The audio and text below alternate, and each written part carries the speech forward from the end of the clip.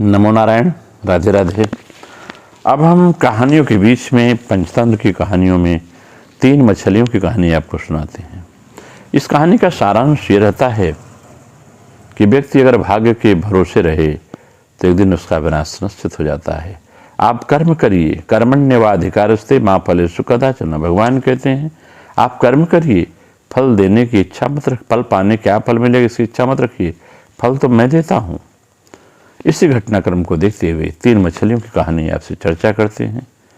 कहते हैं एक नदी के किनारे, उसी नदी से जुड़ा हुआ एक बड़ा जलाशय था। आप देखेंगे बहुत सी नदियां हैं जो बड़े बड़े जलाशयों से जुड़ी रहती हैं, और जलाशय में पानी गहरा होता है, इसलिए उसमें काई मछलियों का प्रिय भोजन जैसे सूक्ष्म जलीय पौधे भी उसमें रहते हैं। ऐसे स्थान मछलियों को बहुत अच्छा लगता है, रास आता है, उन्हें खाने पीने के लिए भी मिल जाता है। उस जलाशय में भी नदी से बहुत सी मछलियां आकर रहती थी। अंडे देने के लिए सभी मछलियां जलाशय में आती थी। वह जलाशय लंबी घास, बड़ी बड़ी झाड़ियां, काइयों से घिरा था। आसानी से सब कुछ नजर नहीं आता था।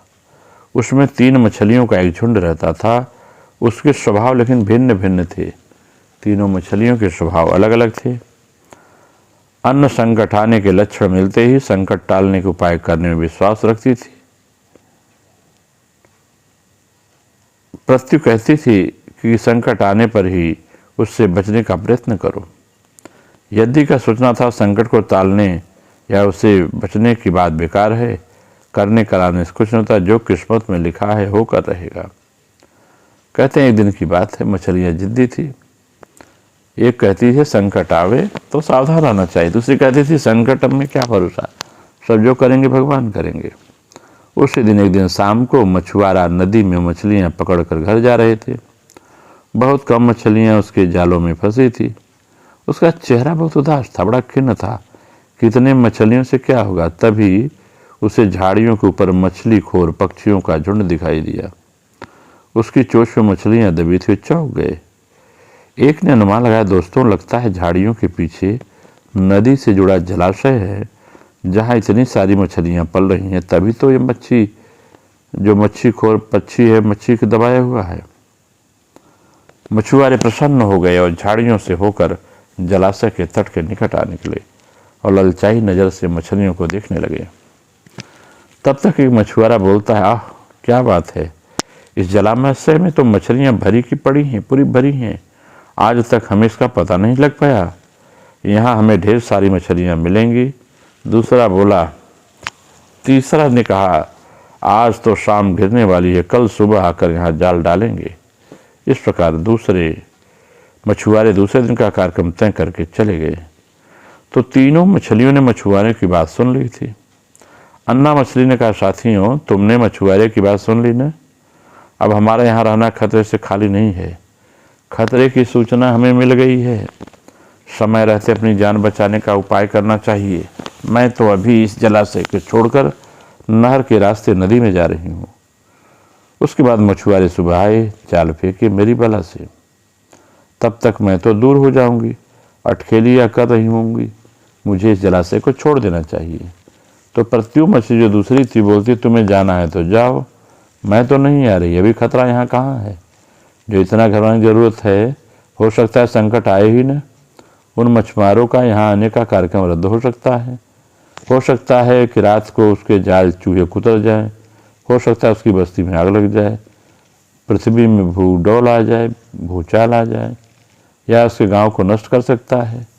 रात में मूसलाधार वर्षा आ सकती है और बाढ़ में उसका गांव बह सकता है, इसलिए उसका आना निश्चित नहीं है।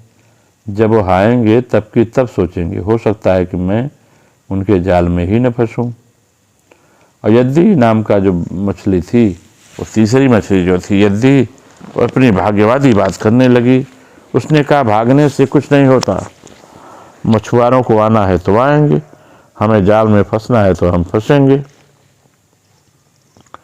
किस्मत में मरना ही लिखा है तो क्या किया जा सकता है।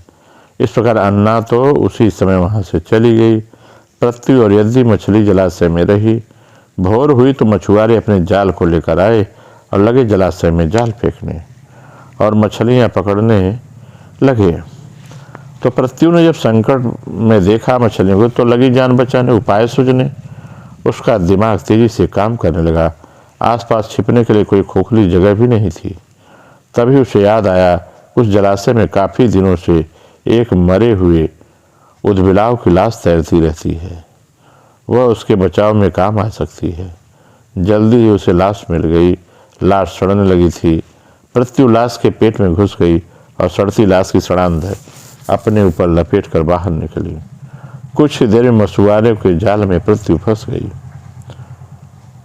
मछुआरों ने अपने जाल खींचा और मछलियों को किनारे पर जाल से उलट दिया। बल्कि मछलियां तो तड़पने लगी, परंतु पृथ्वी दम साध कर मरी हुई मछली की तरफ पड़ी रही। मछुआरे को सड़ांध का भभक लगा तो मछलियों को देखने लगा। उसे निश्चय पड़ी, पृथ्वी को उठाया और सूंघा। अरे यह तो कई दिनों से मरी मछली है, सड़ चुकी है। ऐसा बढ़ाकर बुरा बुरा मुंह बनाकर मछुआरे ने पृथ्वी को जलाशय में फेंक दिया। पृथ्वी अपनी बुद्धि का प्रयोग करके संकट से बच निकलने में सफल हो गई। पानी में गिरते ही उसने गोता लगाया, सुरक्षित गहराई में पहुंचकर जान की खैर मनाई। यद्दी भी दूसरे मछुआरों के जाल में फंस गई और एक टोकरे में डाल दी गई। भाग्य के भरोसे यद्दू बैठी रही। यद्दी ने उसी टोकरी में अन्य मछलियों की तरफ पैर त्याग दिए। इसलिए कहा गया है कि यद्दू की तरह नहीं रहना चाहिए। व्यक्ति को भाग्य के भरोसे नहीं रहना चाहिए, अपने हाथ पैर मारना चाहिए। हाथ पे हाथ धरे जो बैठे रहता है भाग्य के भरोसे, उसका विनाश निश्चित है। नमो नारायण। राधे राधे। आप सबका मंगल।